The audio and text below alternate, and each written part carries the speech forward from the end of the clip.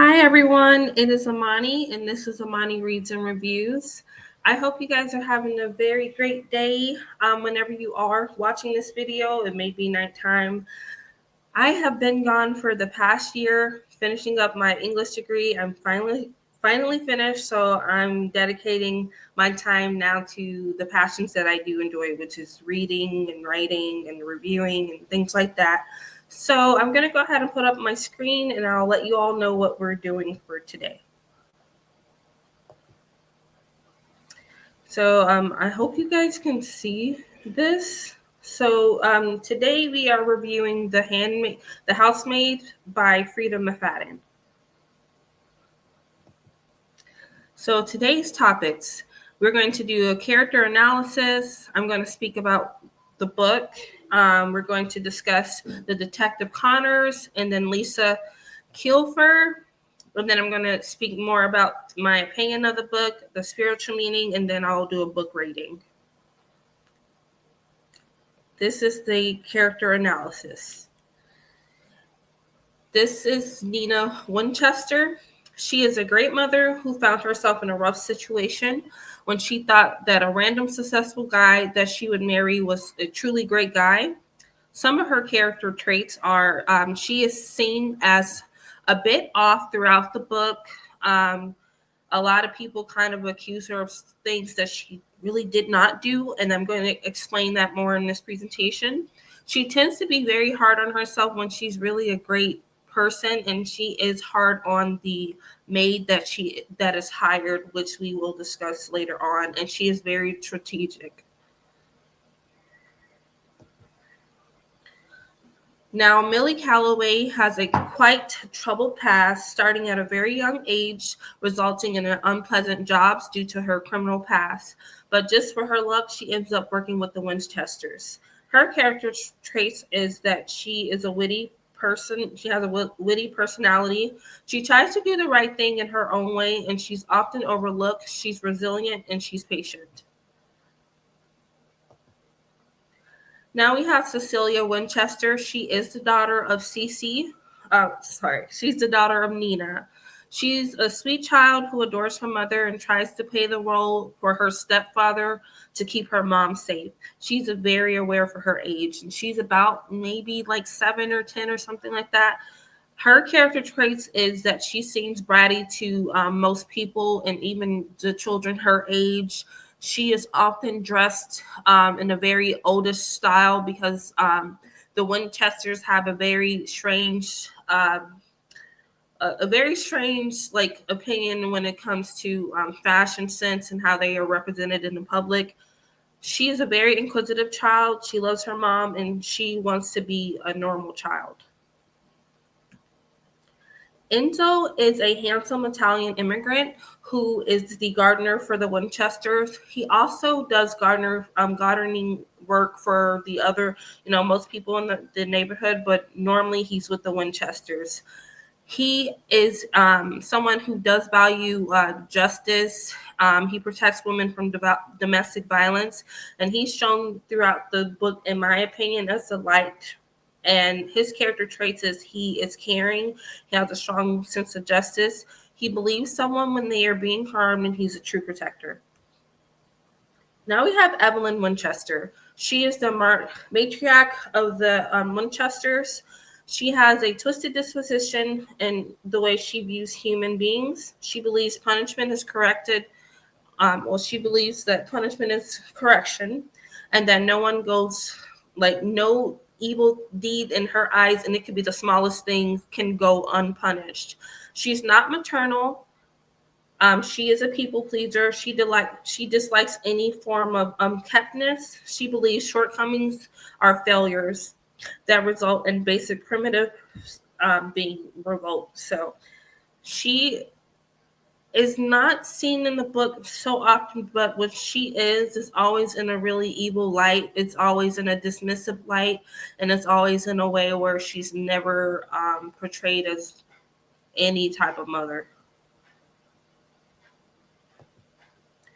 Now we have Andrew Winchester. He is Nina's husband. He is a fake Prince Charming who has a massive issues with chaos and unkeptness. He doesn't like anything out of order. And we can see throughout the book is because the way he was raised by his mother in particular. His father isn't even that way, but his mother in particular has had such a profound way that when he's older, he continues the harsh treatments that we will talk about more in this presentation. And let's be honest, he is seen as a kind guy in public, but he's very abusive. His character traits are also he is a people pleaser, he's bipolar, he is abusive and sly, he has an unhealthy relationship with his mother, and he does have a God complex. He believes that his way is the highway and there's no in between, and his how he thinks, I guess. Now, honorable mentions. So, Suzanne is supposedly a friend to Nina, but she's very messy. She's not someone that I would ever consider a friend. You know, when you kind of have those like really monitoring spirit type of people where they're just trying to get all the information they can so they can go ahead and go tell someone else about it. That's the type of person she is. Robert Winchester, he's very soft, more agreeable than his wife Evelyn. It seemed like Evelyn wore the pants in the relationship, and then maybe Robert kind of funded the relationship financially. I don't know. I really don't remember.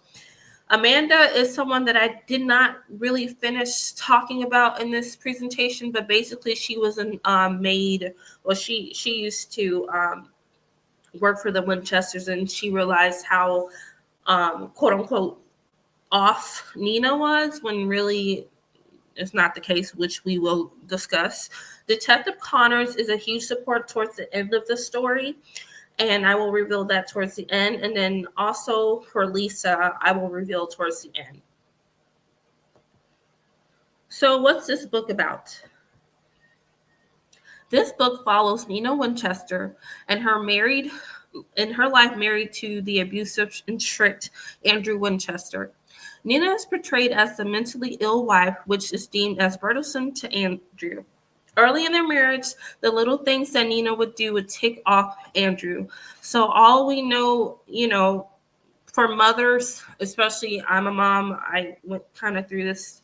But when you're a new mom, you literally let yourself go. You don't always have time to, damn near you don't have time to bathe. You don't have time to eat. Everything goes to that child. So because Andrew being like the sadistic, crazy, like, oh, I need everything to be perfect, he did not care that woman had a child. He saw her as some really like defenseless woman who just really needed help, and he preyed on her. Like a lot of men who are like Andrew, they prey on women who they feel like are weak, and that they can kind of like mold into whatever they want to mold them to.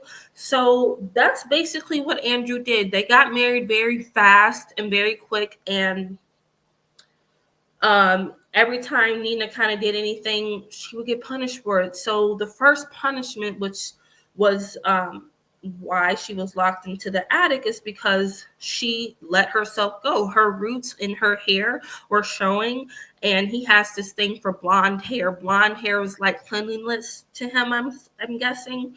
So she didn't get her roots finished. So her first punishment in the early stages of their marriage was to be trapped into the attic, because he felt that basically she didn't care enough about herself, so she didn't care enough about him. Nina did not expect what was going on with Andrew when he first locked her into the attic. Basically she had dinner with Andrew, they had a nice night together, and then Andrew basically told her, hey, let's go up the stairwell to the attic. I need you to get something for me. So really that kind of opened up the floodgates of hell for their marriage because of Andrew.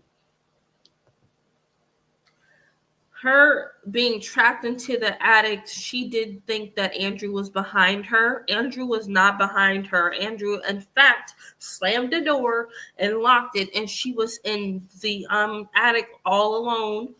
She didn't even know that she was locked in the attic because he was like, hey, in the far left corner, like, look, I need these papers. I need you to get these papers for him. Whole time there's no papers in that attic. She's just looking and looking, and then she realized, okay, I don't find no papers, and let me go open the door to get out of here. The door is locked. So she's like, not panicking yet, but she's like, oh, maybe Andrew forgot that I was here. Maybe Andrew just didn't realize that he locked me in. Let me just start shouting. Let me just, start shouting so I can get a response and things like that. That did not work. So let me see, where am I? Because I'm like jumping around right now. So after all the shouting and yelling, it is late at night. She finally gives up, and she thought maybe Andrew would be back. He hadn't even come back to get her. So she started to worry because, she does still have an infant daughter, who I guess Evelyn was watching a child because they were Evelyn was under the impression that Nina was on some trip and she was just trapped in this attic for a few days. Eventually, Andrew comes back to check up on Nina, and he doesn't really check up on her. He's just taunting her. He's just really trying to say, look, you're in here because you basically disobeyed me. He gave a very vague statement, and Nina actually had the sense to realize, okay, I'm in here for a reason. I'm in here because of the roots. And he did bring it up to her prior to her being in the attic, but she didn't think it was a big deal because normal people do not get upset over something like so random like that when she is a new mom. So he literally told her, like, yeah, I'm mad at you because you did not get your hair done. You didn't fix yourself up. And now you lost the privilege of freedom. Your freedom was getting your hair done. Your freedom was getting yourself together. And she lost that. So she was locked away for a few days. And this is so freaking effed up. I'm not going to share my opinion yet. I'm just going to talk about the book. But Nina, rightfully so, she started screaming and demanding him to release her from the attic. But in return, he said no and left the attic for the third night. While Nina was in the attic for so long, she began to hunger. She realized there was no food up there. There was a fridge in the corner of the attic, and it only had 3 water bottles. She drank about 2 water bottles. But she started to panic because she didn't know how long she was going to be in this attic, and also realized that there was no bathroom. So she decided to use the bucket that was left for her. So in the book, she starts to realize that, dang, this whole entire attic was set up just for her. It was set up just to punish her. And she just did not know where her life was headed. But she did kind of think that, you know what? She didn't think that, he could do this. She just kind of still thought oh no, it's nothing. And then she started to realize, damn, I need to leave out of here, right? So Andrew hadn't returned for the entire day. And when he did return, he let Nina know that he would talk to her in the morning. So he literally wasn't gone the whole night and then comes back to say, hey, I'll talk to you in the morning. This a piece of crap. So the following day came, and Andrew had a sick request for Nina to leave the attic. Andrew told Nina that in order for her to leave the attic, she would have to give him 100 strands of her hair. She told him that she had 100 strands of her hair in her hairbrush and just to go downstairs to go get her hairbrush. And he said, no, I need it to be plucked from your scalp because, anybody who's crazy would say something like that, to be honest. Let's be honest. Let's be real. I don't know if I can even say the C word on here, so I'm going to say insane instead. Okay. Because you can't even say that on TikTok. You can't say the C word on TikTok. Anywho. So he asked her to pluck 100 strands of her hair out of her scalp. and he wanted her to put it in an envelope so she can slide on the door for the following Monday. The next day came, and Nina unfortunately did not complete the task correctly. Yeah, she plucked 100 strands of her hair out, but she didn't pluck the roots. He wanted to see the roots, like the dark of the roots and then the blonde of her hair.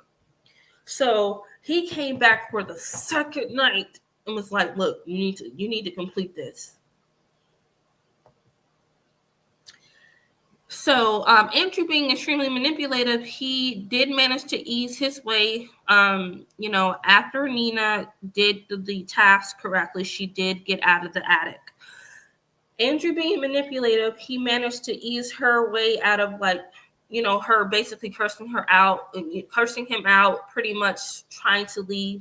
He gave her this big ass glass of water, and she became instantly drowsy. The next morning, she notices that she's waking up in the bed that her and Andrew share, to hearing the sound of water. It was hard for her to get out of bed, but thankfully she did get out of bed just in time to see her infant child in a baby tub filled with water almost above her head. The baby almost, drowned. Um, Nina wasn't able to move, but when she does make a move, she did, to save her baby. The police are asking her questions and hurling her out of the bathroom into a police car headed to a mental institution.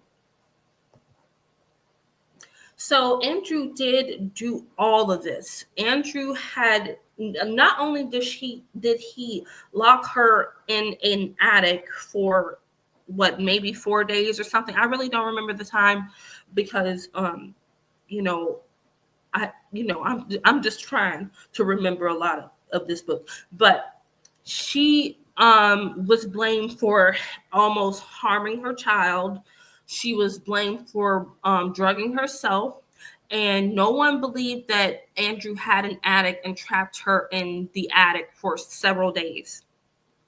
So she was in this hospital for about 8 months, and Andrew would come visit her, trying to play the whole, "Oh, I'm a supportive husband. My wife is going through such a hard time. She's psychotic," and things like that. When actuality, no, it was her. And even the psychiatrist basically was like, "Oh, yeah, it is Nina." And I felt like, because the Winchesters, this is a background, but the Winchesters are a very known, successful family, very rich family in this particular city, in this particular neighborhood.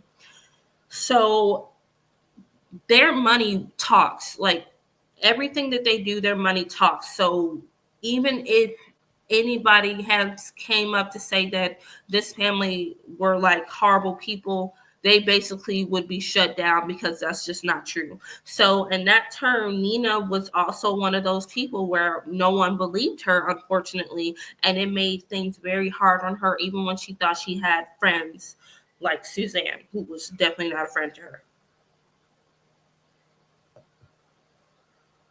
So Andrew truly made Nina's life a living hell. She did have a terrible name for herself with the entire neighborhood, which I did explain already.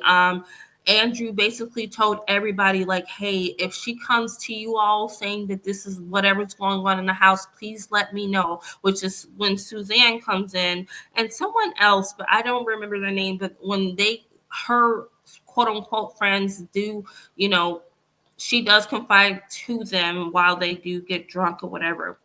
And that friend in return goes back to Andrew, and then she's booked back to the same hospital, the same mental institution, because she's still having these, like, hallucinations about what's going on in the household with Andrew. So in return, she goes back. She goes back to the hospital. They deem her unfit as a parent and all this different stuff. And after she comes back home, she goes back to the attic. And this seems to be an often thing with Andrew. Every time Nina does anything small, she's going to the attic. Even with her daughter, she's going to the attic. Now, I'm going to talk a little bit more about that, because as we know, that talked about, Cece is her nickname. Her name's Cecilia. That's Nina's daughter. The way she's dressed kind of like if you guys watch The Shining, those little girls in The Shining, that's how she dresses. And she does get bullied from the other kids at her school because she dresses like, dresses weird, and people think that she's like uptight and she doesn't know how to have fun.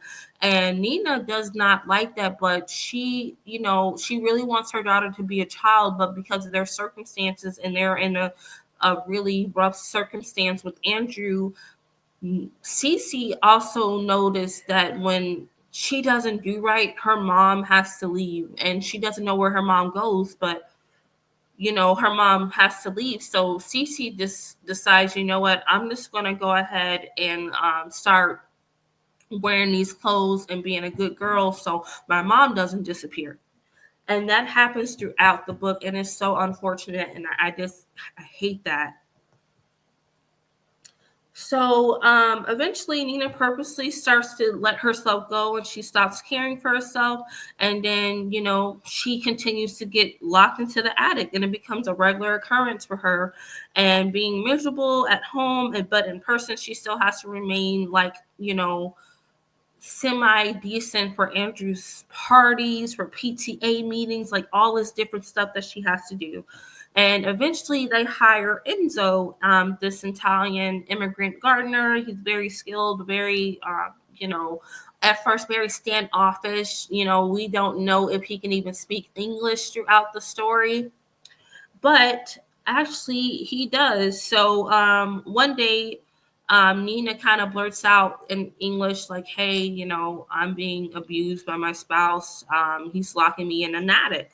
And Enzo heard that, and he immediately believed her, like immediately believed her. And I love that for her, that she had at least one person who believed what was going on.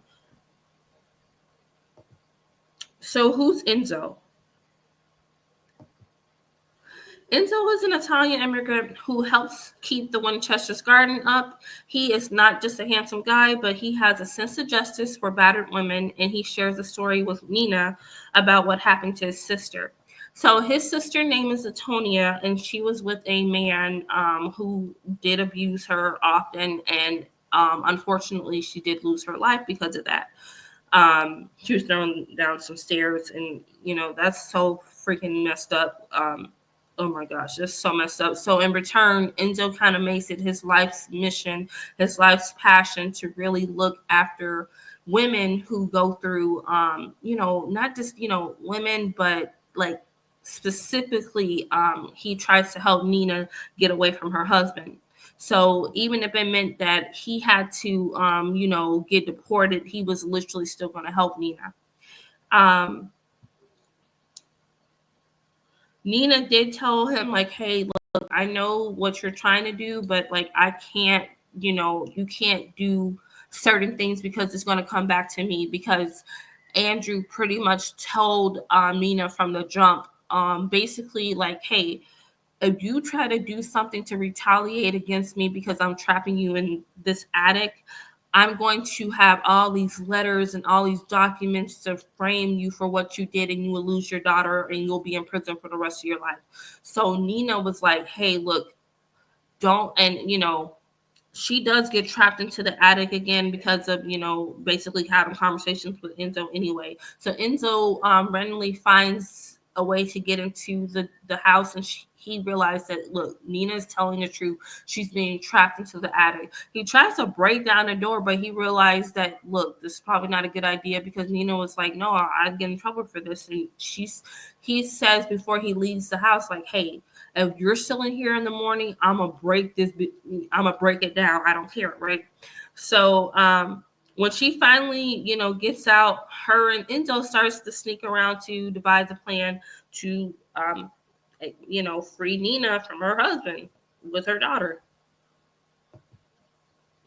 So Nina decides to run away, maybe, but I guess she realized that she did not have she tried to kind of run away the first time, but Andrew pretty much like hired some form of detective or something like that.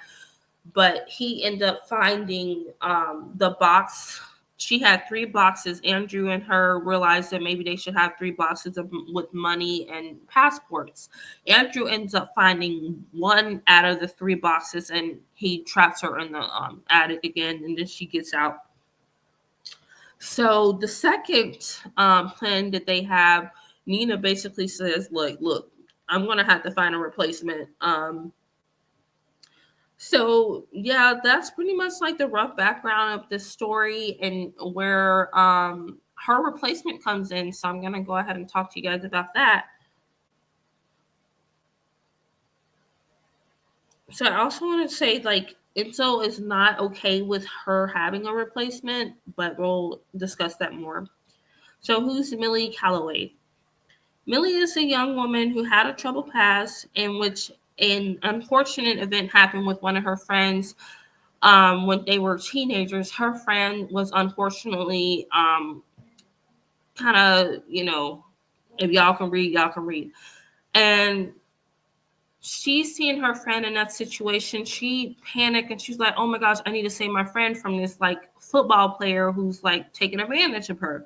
So she grabs this like heavy metal thing and starts to kind of like beat the guy in the head and with it. So Millie is charged with a crime, and it kind of messes up her life even before she turns 18. So like she's in jail for quite some time, and when she gets out she's in her early 20s, but she has a felony, so she can't work, she can't do anything.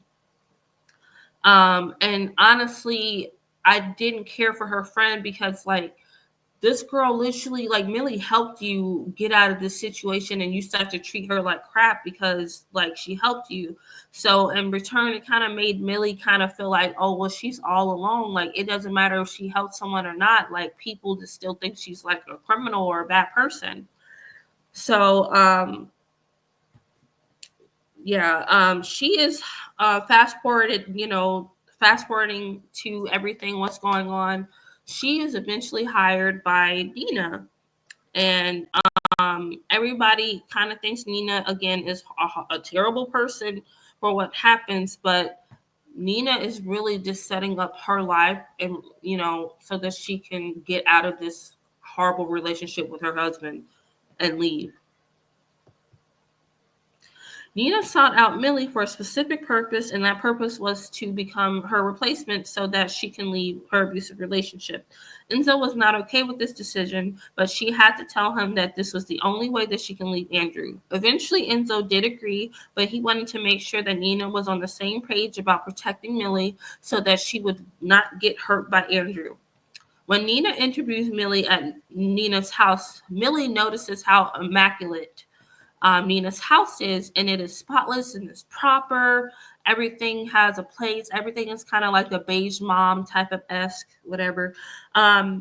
Nina did take a few days to call Millie back, and Millie was like, oh, damn, I'm a felon. Like, I'm not going to have a job. But yeah, she eventually called her back, and she was able to get the in-home job with the Winchesters, which was great for her because Millie was literally living out of her car, eating bologna sandwiches and stuff like that. She was having a tough time, granted that, yes, she did a good thing from a friend, but it just turned into like a really tough life for her, unfortunately.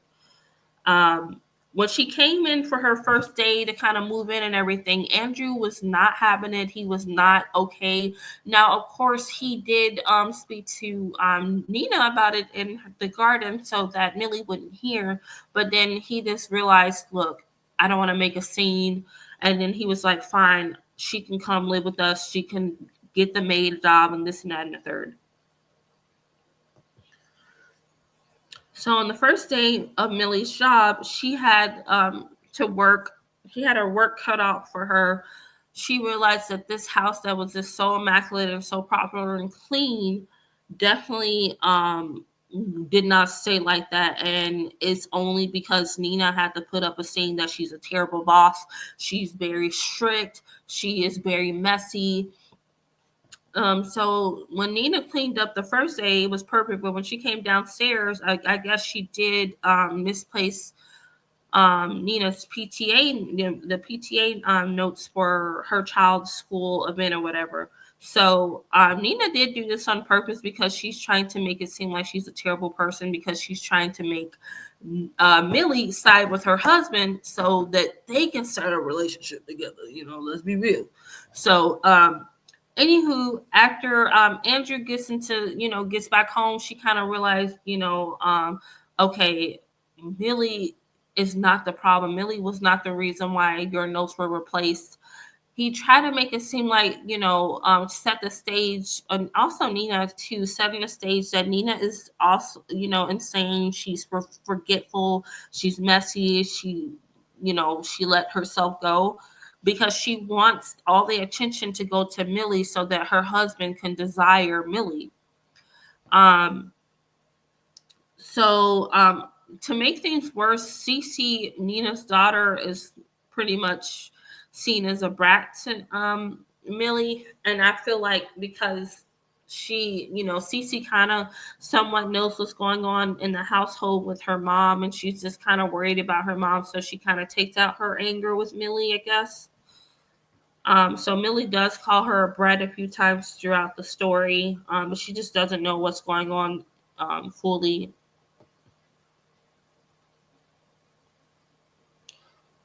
All right. So Nina would purposely treat Millie like a thief, accuse her for doing so many things, such as stealing stuff from her, like her old clothing that Nina cannot fit anymore because she did let herself go. Not to mention she had to take some medication. I think that made her big as well, and just generally being miserable with someone who is abusive, and rightfully so. So she accused her of stealing her old clothes, and then even Andrew was like, "No, I remember you said you given it to her. Like, why did you think that she stole from you? Like, you can't even fit the clothes anymore, basically." And it's like, I'm gonna be real with you.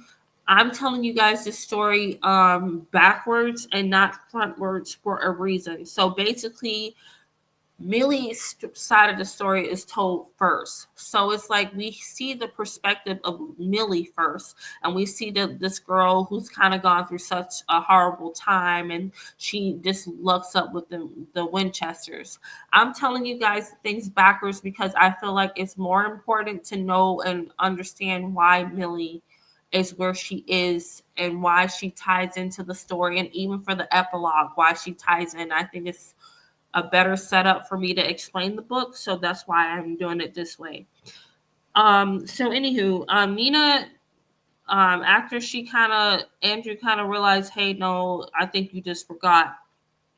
Millie did not realize the deep trouble she was in until Nina conjured up this plan to basically get Millie and her husband along. Nina and Andrew, more on Andrew. He really wanted to have his own child on with Nina. But kind of the background of this, Nina has been going to a secret OBGYN to be getting IVF placed in her, because not IVF, some type of thing implant to make her basically not be able to carry any children. And I literally forgot what that is. That's crazy. I'm a woman, but I literally forgot what it's called. But she cannot have children with him because she did not want to have children with this abusive guy, rightfully so. So Nina kind of just, she was just emotional, just pretending just to kind of, ease Andrew's heart so that he wouldn't try to do something stupid while Millie was at the house with them, right? So he literally, they were in a car after the OBGYN appointment that he takes Nina to. Nina has a separate one, and then he has a separate one to take her. And then it came back like, hey, she can't have no kids. So they went in a car. They had this car ride, and Nina started crying, and she's like, "Oh, it's my fault. You can't have a kid. It's me. It's my fault." And this and that. And he actually was very sensible to her, and he was like, "Oh my gosh, this is one of the times where he just was a really sweet guy to her, because he's manipulative, so he likes when women are weaker than him, clearly, that's a kink for him. So he's just like, oh wow, she's vulnerable right now, so let me just go ahead and just let her know it's okay. Well, if we can adopt a child, we'll do that, basically." So Nina, like in the background, Nina does tell Millie, like, hey, I need you to order these tickets because Andrew just comes up with the idea, like, let me go ahead and take you to your favorite play. Let me do that. So, like, Nina is setting up a stage, like, look, Cece has to go to some summer camp or whatever. And Nina was like, I have to drive her out here. And then she was like telling Andrew, like, hey, I know that we can't have this kid right now, but like, I really still need to be a parent to Cece. And he was like, yeah, you're right. And he was like, and she did offer, like, hey, you want to come, pretending to offer, like, hey, you want to come to drop Cece off at summer camp. And he was like, no, you can just go up there. I'll see you later, type thing, whatever. So they do. It wasn't summer camp. It was something where she went with the little girl. So Millie and Andrew are alone, and whole time Millie does think Andrew is very attractive. Andrew is considered like really attractive, by the way, like very handsome guy, and he has money, he has nice cars, he got the office or whatever, he's successful. So Millie's already turned on by that, and she's realizing that like Andrew does look at her in a really like gross way, in my opinion, because you married, right? Looking at other women, right? Anywho, it don't matter because he's abusive. I don't care what he's looking at as long as he's not looking at hurting his wife again, right? So he's just looking at her and stuff like that. So he already kind of develops like an attraction for her. So when Nina kind of realizes like, hey, look, I'm gonna be gone. So y'all can use these tickets. So she just was like, look, she was basically throwing Millie to her husband because she is trying to plan out to escape. So they went on, long story short, they went to the play, they went to dinner, they got hella drunk, like drunk, and they slept together. And um, yeah, it kind of happened a lot of, it just kind of kept happening. Like they kept doing that. And then, Millie was kind of feeling herself and thinking like, oh, it's Nina's fault why her husband, her man wanted her. Like she was just thinking, oh, well, Nina lost a good guy. Like Nina's the problem. So Nina in the background, she wanted Millie to think that way because like if Millie had more chances with Andrew while Nina wasn't around, it would be easier for Andrew to freaking forget his wife and go with the side chick, which is Millie. So eventually like Nina does meet Enzo, and Enzo basically says like some Italian word that I forget, but it means danger. Millie doesn't know exactly what that meant until, very soon I'm going to talk about, right? So, let me see. Yeah, so, we're going to go to the next page. Millie, eventually, becomes the new Nina, and, she's lured up to the attic. But before all this happens, Andrew basically wanted Nina to leave. I feel like I'm jumping around, but like the story is basically coming to an end. But she told like Nina did something that was crazy or whatever, and then it triggered Andrew and Millie, and then Andrew was like, "You need to leave." So she left. And Nina wasn't upset about it because I told you guys the background of the story. I've told you like the backwards part. But Nina was planning this the whole time. So she was like, she just left, and that's what she did. Oh, I probably shouldn't have said that. But she just left. And Nina she's soon to find out that look, you are the reason, why I'm able to be free with my child, which is great. It's an amazing thing, but y'all, it's gonna be a real twist. So eventually Millie does get lured up to the attic because she thinks, oh, well, this is such a good guy. I have access to his house now. I'm really that girl. Like, that's what she thought in her head. She's very young and very naive, just like, Nina was like that too. And because Andrew has a thing for like women who he feels are weak. And I'm going to just put it right here. These two women were not weak. They were very strategic with what they did. Okay, ain't nothing weak about that. It's nothing weak about a woman realizing that her situation is fucked. I'm sorry, her situation is really messed up, and she needs to like leave the situation, even if she needed to stay. I don't judge no woman who stays or leave, okay? Because that's not what we do. Because both women and men in relationships should treat each other correctly, okay? You should be treating each other right. It just ain't no room for abuse at all. It's literally no room for that. So, anywho, she literally like she leaves, and Millie's stuck in this attic because she like literally took the guy's books, like Andrew's books, and she didn't put them back correctly.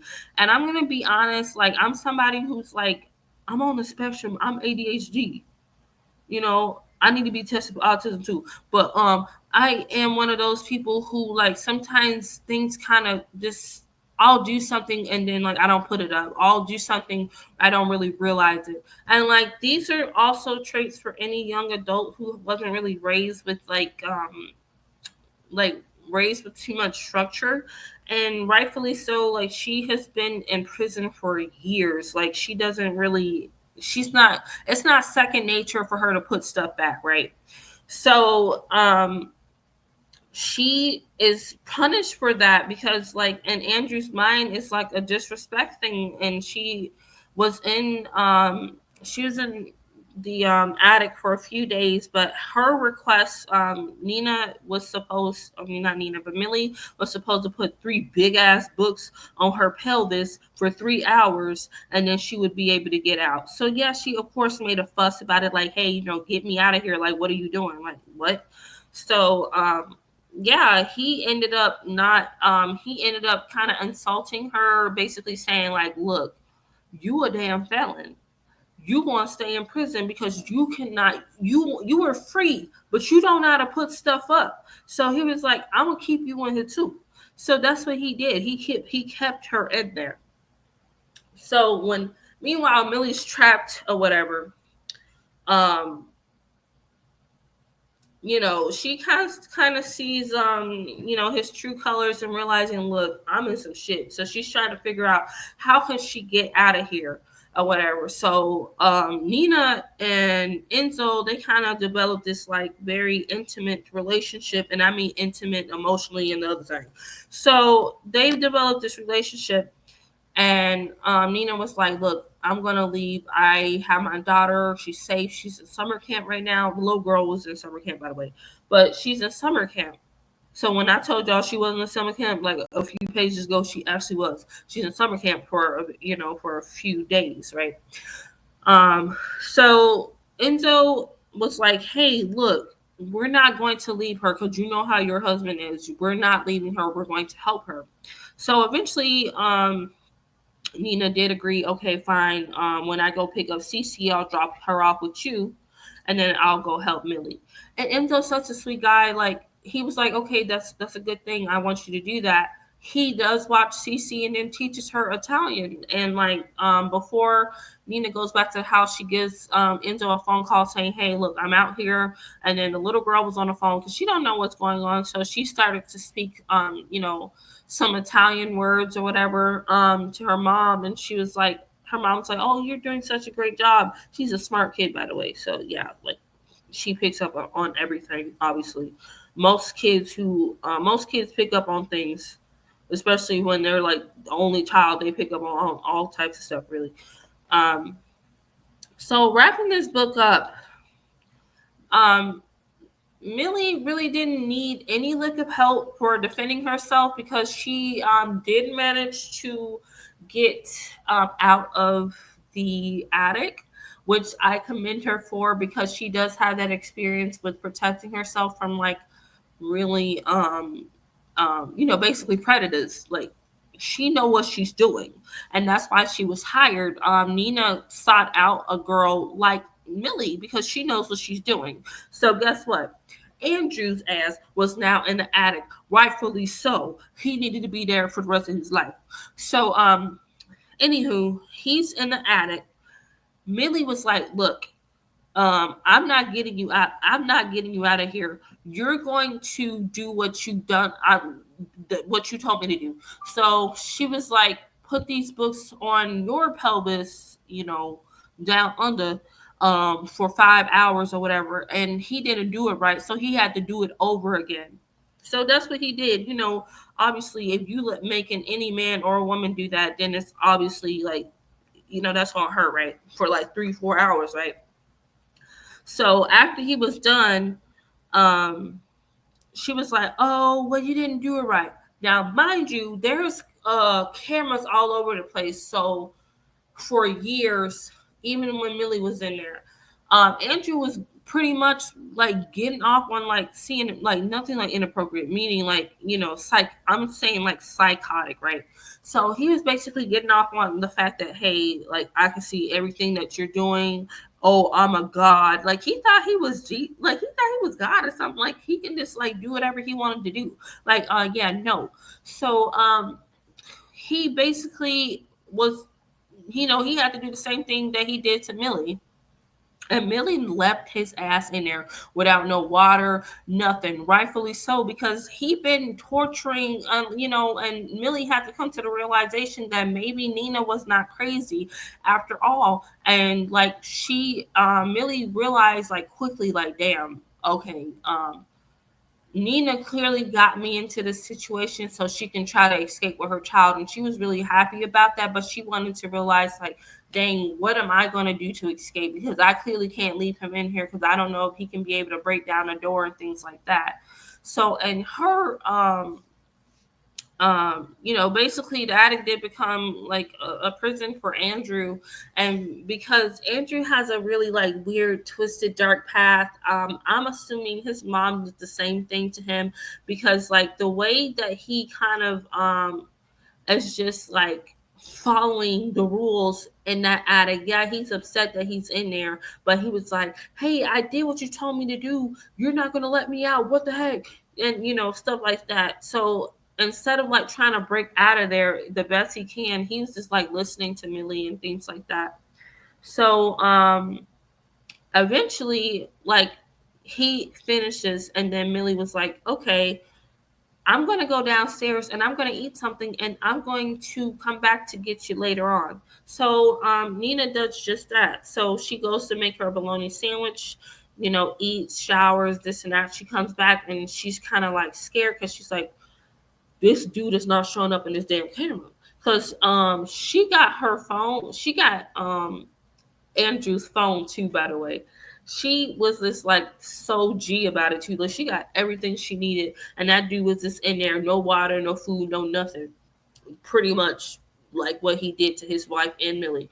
So Millie has this phone, and Evelyn, the horrible Evelyn, basically said, look, I'm so glad, Andrew, you left that wife of yours. I never liked her, and she was raising that bratty little girl. I just did not like them. I'm so glad that you made the decision to leave them, right? On all this other crap.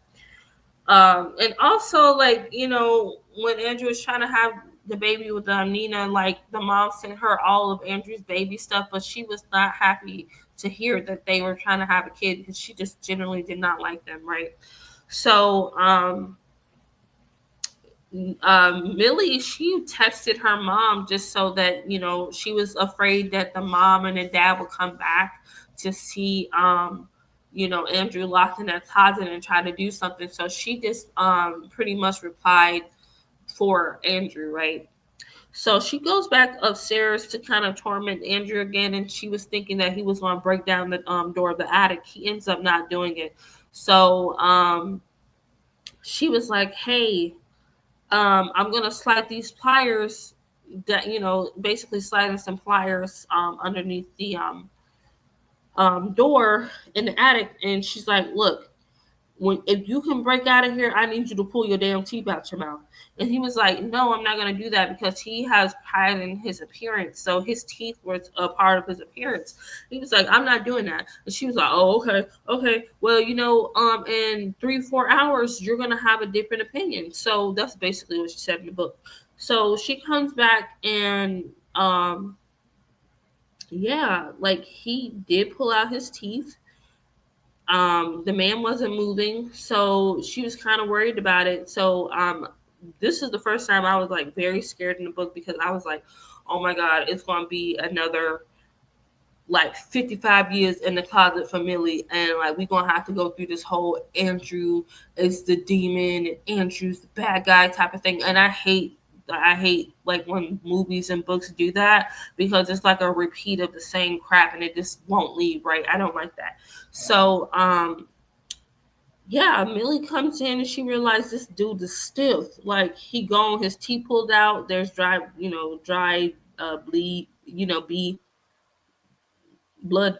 Yeah, all that stuff is there, and yeah, the guy pretty much dies of dehydration or whatever. I don't even know if I can say that, but that's basically how he dies. So Nina, she walks into the house and she goes, she starts to say, "Hey, where's everybody? Millie, Andrew, whatever." So she eventually what makes her way up to the attic to realize that, damn, like this dude is gone. Like it ain't no more Andrew no more. So she was relieved in a way, but she was also very like scared, because like they had to figure out what they were going to say. They had to figure out what Millie was going to do, because Millie was kind of panicking now, like, oh my god, like he's gone, like I'm going to be in prison for the rest of my life. And then on the other end, Millie was like, Nina was like, dang, I can lose my daughter like this and this and that and the third. But this is the kicker.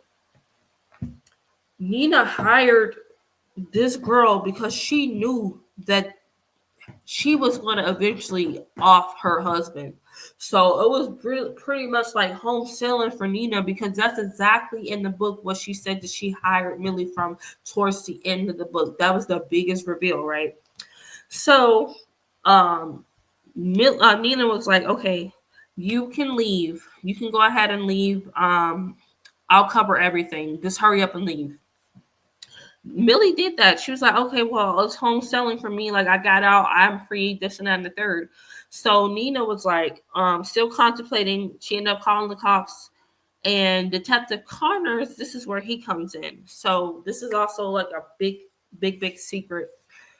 The cops there do not believe what Nina said about how her husband passed, and they did question where Millie was, but she was like, well, I said that she basically said that she had the whole week off because her daughter was actually at a summer camp. So she took the whole week off. That was just the lie that they came up with, which kind of tracks out, honestly, because the child was not at home. So because there is a new detective who kind of was over like the police department, the Winchesters did not have their same push like that they had in the past of the police department. So no one was really going for the whole my husband was, offed by somebody random. They basically deemed it as an accident. He locked himself in the attic, which it does look like he could have done. And then they also said, like, he probably like pulled his teeth out because he was just going through some stuff, whatever, right? And nobody was in the house with him, and he was there for a few days. So dehydration, basically, that's what they deemed his death as. So Detective Connors is really an awesome guy, because his daughter, and I forget her name, but his daughter, I don't think, maybe they revealed the name, but his daughter actually dated Andrew. And his daughter was so distraught from dating Andrew that she realized that, okay, I'm not going to tell my dad about any of this because, she didn't tell her dad, she didn't tell nobody about what happened to her because she was pretty much like so scared that if she told anybody, nobody would believe her. So Detective Connors, being the dad that he was, it really hurt him that his daughter was not able to be like able to really talk about what happened to her, and like knowing Andrew, what he did to Nina and Millie, and even wanting to do to Cece and to any other woman, he realized that, okay, whatever happened in this household, Andrew deserved this. And it was over. And, pretty much Nina was protected. So,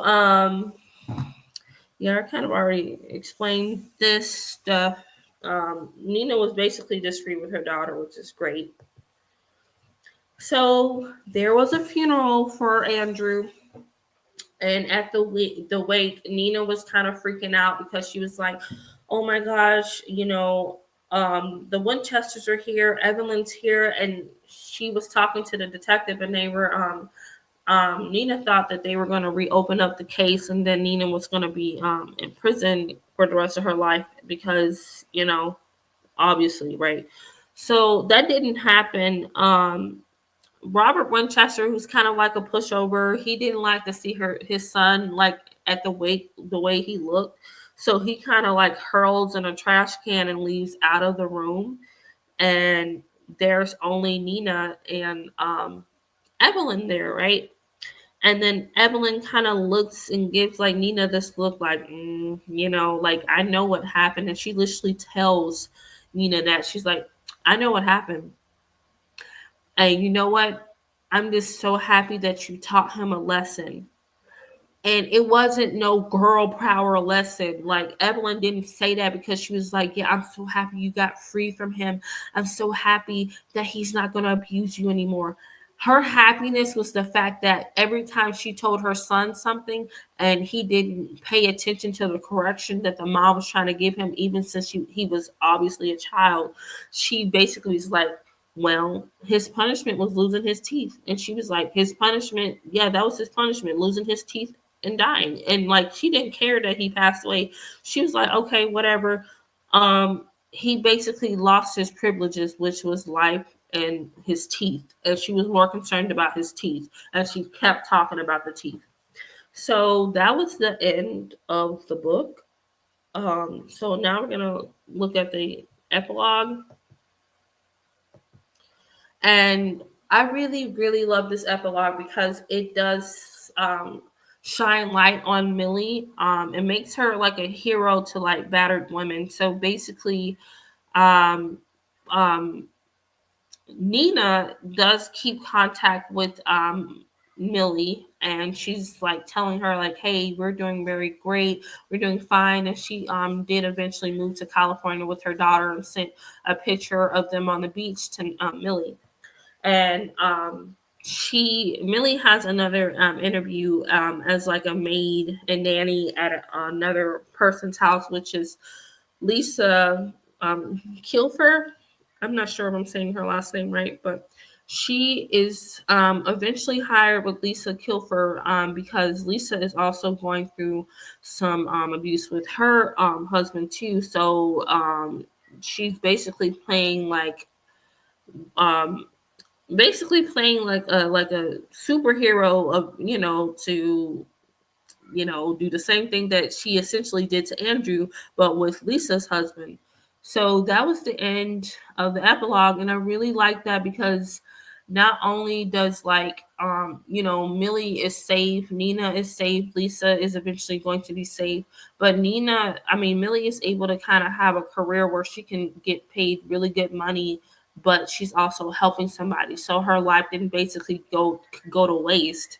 And I'm assuming because like Lisa is also like rich and her family's most likely like the Winchesters, the detective probably not going to say nothing either, because most of the time people are going to side with women who go through certain things anyway. And the way that Millie did it, like it's clearly going to work out for her this time.